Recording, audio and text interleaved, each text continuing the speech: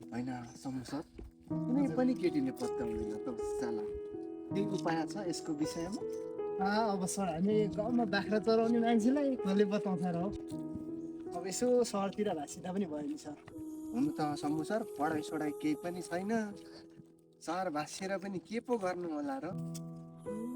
होइन सर के गर्न थाल्नुभयो तपाईँ फेरि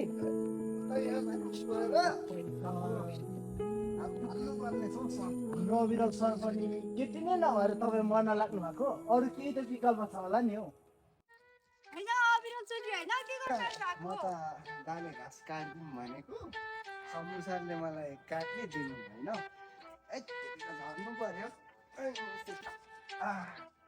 खै काँडै काँडा रहेछ हौ। दिदी कोट पेन लाएर पनि रुखको घाँस काट्छ त्यही त नि 1 year ago.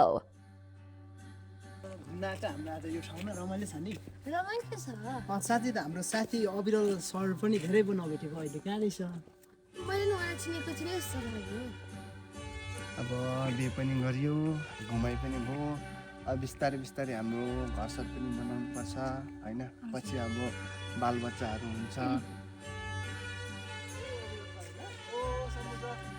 अनि के छ एकदम ठिक छ। तपाईँलाई भेटेर खुसी लाग्यो धेरै दिनपछि मलाई पनि तपाईँलाई भेटेर एकदम खुसी लाग्यो। अनि बिहे पनि गर्नुभएको जस्तो छ हजुर भर्खरै बिहे गरेको है त बधाई छ ल बधाई छ।